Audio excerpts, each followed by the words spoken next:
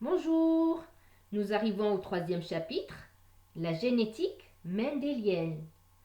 Nous savons que depuis des milliers d'années, des croisements sélectifs ont été pratiqués par des fermiers et des éleveurs et remontent à très loin, au temps des débuts de la domestication des plantes et des animaux. Donc les hommes ont vite compris que des caractères souhaités peuvent être transmis d'une génération à l'autre avec un certain degré de prévisibilité. Et l'étude des profils de transmission des gènes d'une génération à une autre est connue sous le nom de génétique de l'hérédité. Et chez les eucaryotes, la génétique de l'hérédité est souvent appelée génétique mendélienne en hommage à Gregor Mendel. C'est ce qu'on va étudier dans ce chapitre. Mendel a réalisé des expériences biologiques, la plus importante étant son étude des croisements de pois qui sont réalisés entre 1856 et 1863. Il a ainsi publié après ses résultats et interprétations dans un journal scientifique en 1866. Mais ce n'est que 16 ans plus tard, quand d'autres scientifiques tels que Hugo de Vries, Karl Correns et Erich von Tschermal, travaillant chacun indépendamment et dans des pays européens différents, publièrent des résultats similaires à ceux de Mendel et attirèrent l'attention sur l'article de Mendel et lui attribuèrent en priorité cette découverte.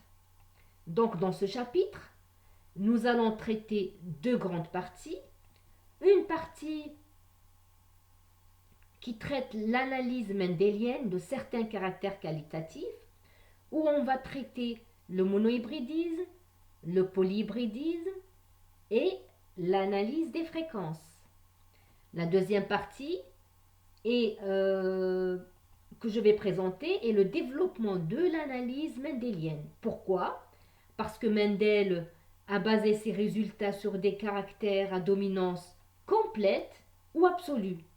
Et là, nous parlerons des variations dans les rapports de dominance, tels que la codominance, la dominance incomplète ou partielle, et nous traiterons également les séries plurialléliques, les gènes létaux, l'épistasie, c'est-à-dire plusieurs gènes qui affectent le même caractère, le linkage et enfin l'hérédité liée au sexe. Avant d'entamer l'analyse mendélienne, je vais vous donner quelques définitions qui vont vous servir tout au long de ce chapitre. Commençons d'abord par le gène. Nous l'avons déjà défini auparavant, si vous vous rappelez. Le gène, c'est une unité héréditaire, une unité de fonction, de recombinaison et de mutation. Et du point de vue moléculaire, vous savez maintenant que le gène est constitué d'ADN et qui code pour une protéine. Pour une cellule diploïde, un gène est contrôlé par un couple d'allèles. Alors à ce moment-là, que signifie allèle? L'allèle, c'est tout simplement les différents variants ou bien versions d'un même gène. Exemple, vous avez long et court, sont les deux allèles du gène de la taille. Un autre exemple, noir et blanc, les deux allèles différents du gène de la couleur. Ainsi, chaque allèle existe en deux exemplaires dans une cellule diploïde. Et les allèles du gène sont situés au niveau d'un même locus. Que signifie locus?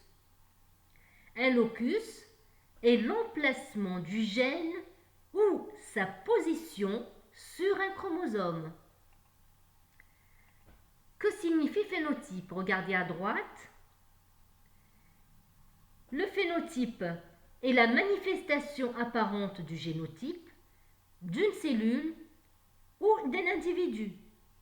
Il désigne donc l'apparence, ce qui est visible ou caractéristique d'un individu.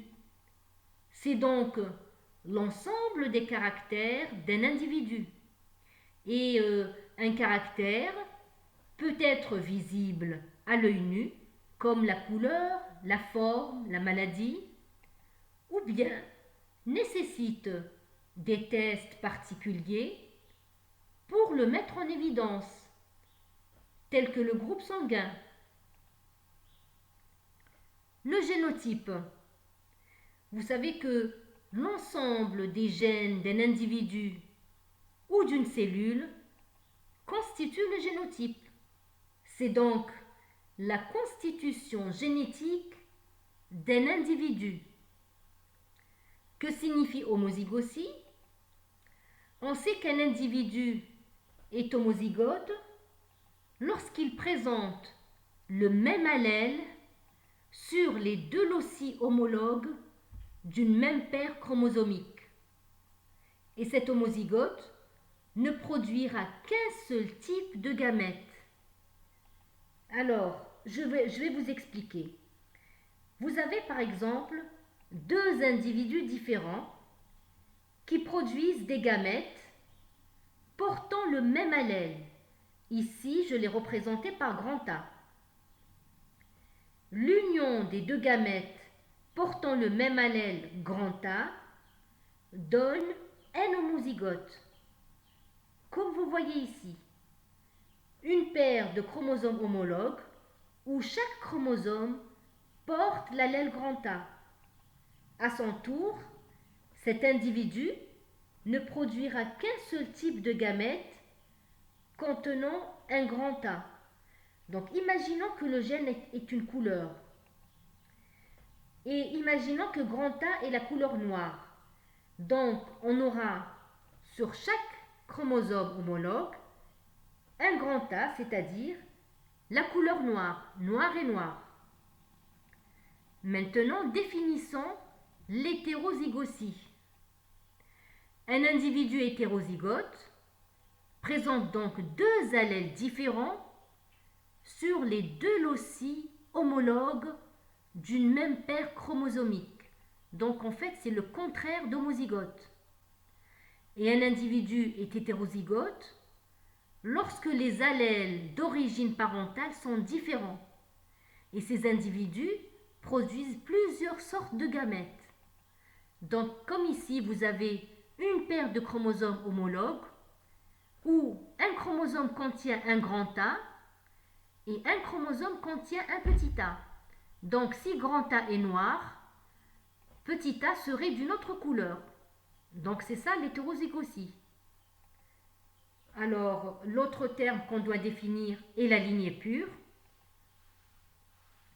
Une lignée pure est un groupe d'individus génétiquement identiques et entièrement homozygotes. En d'autres termes, c'est une lignée pour laquelle les caractères se retrouvent inchangés d'une génération à l'autre. Le dernier terme à définir, c'est hybride. Ce terme est appliqué à un hétérozygote. On parle de monohybridisme lorsque les parents ne diffèrent que par un seul gène.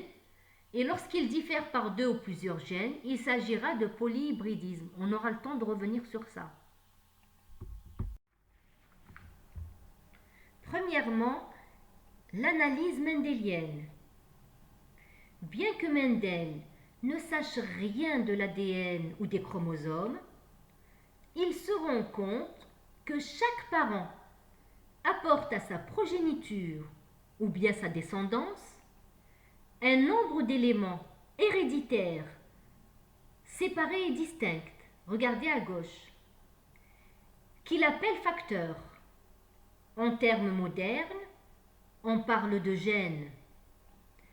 Aussi, il réalise que chacun de ces facteurs parentaux, ou bien de ces gènes parentaux, reste inchangé lorsqu'ils sont transmis d'une génération à la suivante. Mendel décide alors de suivre le mouvement de ces facteurs ou bien de ces gènes à travers les générations de plantes de pois. Et Mendel ne pose pas simplement la question quel type de pois sont présents dans la descendance d'un croisement, mais aussi quelles sont leurs proportions numériques. Et pour ces expériences, Mendel a choisi le pois, on le sait, pour deux raisons. Les autofécondations sont possibles et en plus, il avait à sa disposition des variétés de pois qui diffèrent par des caractères observables, qui sont au nombre de 7. Alors, laissez seules, les fleurs de pois s'autofécondent toujours. Et pour réaliser un croisement entre deux variétés, qu'est-ce qu'il faut faire? Il faut enlever les anthères immatures qui contiennent le pollen, qui est le gamète mâle, d'une variété, par exemple X, et saupoudrer le stigmate, qui est la partie de la structure femelle, avec du pollen mature prélevé sur une fleur qui provient d'une plante différente appartenant à une autre variété. Alors les 7 caractères qui ont été étudiés par Mendel, je les ai représentés ici à votre droite. L'aspect du pois qui est lisse ou ridé, la couleur du pois qui est jaune ou verte, la couleur de la fleur qui est violette ou blanche, l'aspect de la gousse qui est uniforme ou bien présente des étranglements, la couleur de la gousse qui peut être verte ou jaune, la position des fleurs, ainsi que la taille de la tige, géante ou bien naine. Mais nous concentrerons notre approche sur l'un de ces caractères seulement. J'ai choisi la taille de la tige. Et il faut savoir qu'il a en effet observé les mêmes résultats pour les 7 caractères. L'expérience 1 réalisée par Mendel est à votre gauche. Il a réalisé un croisement entre deux plantes de lignée pure, dont l'une présentait une tige géante, c'est la femelle, et l'autre une tige naine, le mâle. Les graines obtenues de ce croisement ont été semées l'année suivante et ont donné la première génération ou F1. Mendel a constaté que toutes les plantes de la F1 présentaient des tiges géantes. Je précise également que Mendel a refait l'expérience cette fois-ci où il a considéré les plantes à tiges géantes comme étant des mâles et les plantes à tiges naines comme étant des femelles. Il a obtenu les mêmes résultats. Toute la génération F1 présentait des tiges géantes aussi. Alors, les graines obtenues des plantes de la F1 par autofécondation ont été semées l'année suivante et ont produit quoi? La deuxième génération filiale ou F2. Dans cette génération, les deux caractères impliqués dans le croisement se sont manifestés, que ce soit le caractère tige géante ou bien le caractère tige naine. Alors regardez à droite, j'ai fait l'interprétation. Alors, la première interprétation que je vous donne est que Mendel a croisé deux individus appartenant à deux lignées pures qui diffèrent par un seul gène. C'est donc un monohybridisme. Deuxièmement, ce gène est représenté par la taille des tiges. Et les deux allèles de ce gène sont géante et naine. La F1 aussi, on remarque qu'elle présente le caractère de l'un des deux parents, à l'exclusion de l'autre. Le caractère tige naine n'a pourtant pas été perdu, puisqu'on le retrouve en F2. Nous dirons qu'il est récessif devant le caractère tige géante, qui est alors dominant. On écrira toujours le dominant en majuscule et le récessif en minuscule, en utilisant la même lettre pour un même gène. Donc nous, on écrira grand G représentant la tige géante et petit g représentant la tige naine. Une autre interprétation, c'est que la F1, vous remarquez qu'elle est à 100% homogène. Tous les plans sont à tige géante. Et de ce résultat, Mendel a établi sa première loi. C'est la loi de la ressemblance. Ils présentent tous des tiges géantes. Et c'est quoi la définition de la loi de ressemblance? C'est que lors d'un croisement entre deux individus appartenant à deux lignées pures, ne différant entre elles que par une paire d'allèles ou un gène, tous les descendants de la première génération F1 sont des hybrides hétérozygotes semblables et homogènes.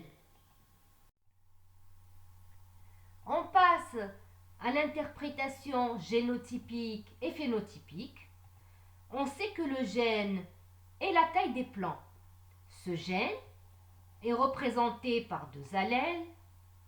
On appellera G, grand G, l'allèle contrôlant la tige géante, et petit g, l'allèle qui contrôle le caractère tige naine. Les deux parents contiennent ces deux allèles en double exemplaire puisqu'ils sont diploïdes. Regardez à gauche, j'ai représenté les croisements. Les parents seront pour la femelle grand G, et pour le mâle petit g. Les deux parents appartiennent à des lignées pures.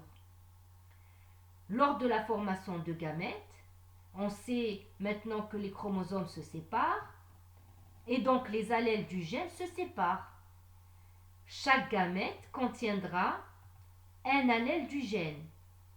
Et pour cette raison, on aura comme gamète, pour la femelle, un grand G et pour le mâle, un petit g. Lors de la fécondation des gamètes, on obtiendra la F1. Les individus auront le génotype grand G et petit g, comme vous l'observez. Et à droite, j'ai représenté les génotypes et les phénotypes dans un tableau. Alors vous avez les parents et la descendance F1. Alors là, regardez comment on présente les génotypes. On les a déjà vus. Grand G pour la femelle. Petit g pour le mâle. Et la descendance F1, grand G, petit g. Alors pour les phénotypes, comment on les représente? Comme vous voyez ici. Alors entre crochets, on met l'allèle qu'on voit apparaître, celui qui s'exprime. Donc, pour la femelle, elle présente une tige géante, donc ce sera grand G entre crochets. Et le mâle présente une tige naine, ce sera petit g entre crochets. Et la F1, comme on voit apparaître le caractère tige géante, le phénotype sera grand G. entre crochets bien sûr. Donc là, nous passons à la F2 et on sait que la F2 c'est quoi? C'est la F1 fois la F1. Ce n'est qu'une autofécondation. Pour la F2, nous croisons une femelle grand G petit g avec un mâle grand G petit g. Regardez à votre gauche. La femelle et le mâle sont hétérozygotes pour le gène taille des plants. Donc, chacun produira deux types de gamètes. La femelle produira un gamète composé de grand G et un gamète composé de petit g. Et le mâle, c'est pareil. Il produira un gamète contenant un grand G et un gamète qui contient un petit g. À l'aide d'un tableau de croisement des gamètes, nous allons voir les différentes possibilités de génotype et de phénotype dans la descendance. D'abord les génotypes. Les proportions, regardez le tableau. Vous avez un quart de génotype grand G et un quart de génotype petit g. Et deux quarts de génotype grand G petit g. Donc on aura un quart de chacun des génotypes purs et deux quarts de l'hétérozygote. Pour les phénotypes, observez ce tableau. Je les ai représentés en rouge sous chaque génotype, ce qui nous donne les proportions phénotypiques suivantes. 3 quarts de plants présentant des tiges géantes et un quart des plants qui présentent des tiges naines. Le tableau du dessous, j'ai essayé de représenter les caractéristiques des génotypes possibles et leurs phénotypes. Vous avez deux génotypes homozygotes que j'ai colorés en vert, grand G et petit g. Grand G sont identiques aux parents à tige géante et ils sont homozygotes. Et vous avez petit g qui sont aussi identiques aux parents tige naine et sont homozygotes aussi. Et vous voyez ici que le caractère récessif s'exprime à l'état homozygote. Par contre, pour le génotype grand G petit g, ils sont plutôt identiques au résultat de la F1, à tige géante et hétérozygote. Dans cette génération F2, 3 quarts et 1 quart sont les proportions réellement observées par Mendel. Il constate que chaque hétérozygote de la F1 donne deux types de gamètes qui portent soit l'allèle grand G, soit l'allèle petit g. Les allèles grand G et petit g ne peuvent pas exister dans le même gamète. Donc, les gamètes sont toujours purs. Et nous, on sait que dans la gamétogénèse, chaque gamète n'emporte qu'un allèle sur les deux.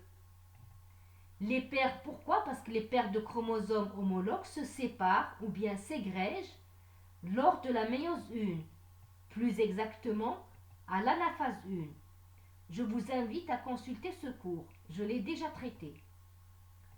Alors, de ces résultats, Mendel établit sa deuxième loi, qui est la loi de ségrégation des caractères. Qu'est-ce qu'elle dit cette loi? Chaque hybride ou hétérozygote de la première génération produira deux types de gamètes. Tout gamète ne contiendra qu'un seul allèle. C'est la loi de pureté des gamètes. Et cela est dû à quoi? À la ségrégation des allèles lors de la formation des gamètes. À son époque, Mendel a utilisé d'autres expressions. Il a utilisé facteur pour allèle.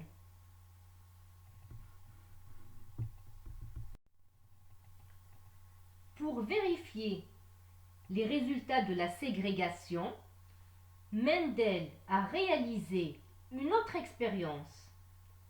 Les graines produites par autofécondation par les plantes de la F2 ont été semées l'année suivante et ont donné la troisième génération filiale ou F3. Alors les résultats obtenus. Les plantes homozygotes grand G et petit g ne peuvent par autofécondation produire que des plantes identiques à elles-mêmes. Cela veut dire quoi? Cela veut dire tout simplement que les plantes à tige géante, homozygotes, ne donnent que des plantes à tige géante. Et celles à tige naine ne donnent que des plantes à tige naine. Alors que les plantes hétérozygotes grand G, petit g donnent par autofécondation les mêmes résultats que ceux obtenus en F2. C'est également la loi de ségrégation. Deux allèles à l'état homozygote ou hétérozygote ségrègent lors de la formation de gamètes, de sorte que toute gamète ne contient qu'un seul allèle. Les homozygotes ne donnent qu'une descendance homogène, tandis que les hétérozygotes conduisent à une ségrégation typique. En conclusion, Mendel, en croisant deux individus appartenant à des lignées pures et qui diffèrent par un seul gène, a obtenu une génération F1 à 100% homogène et semblable, ce qui lui a permis d'établir sa première loi, la loi de ressemblance. Et en réalisant l'autofécondation de la F1 pour obtenir la F2, il a établi sa deuxième loi, la loi de la ségrégation des caractères. C'est pour cette raison qu'on retrouve les deux caractères tige géante et tige naine dans la descendance. Alors là, j'arrive à la fin de ce cours et je vous donne rendez-vous prochainement pour traiter le dihybridisme. Et n'oubliez pas de vous abonner à ma chaîne et à très bientôt.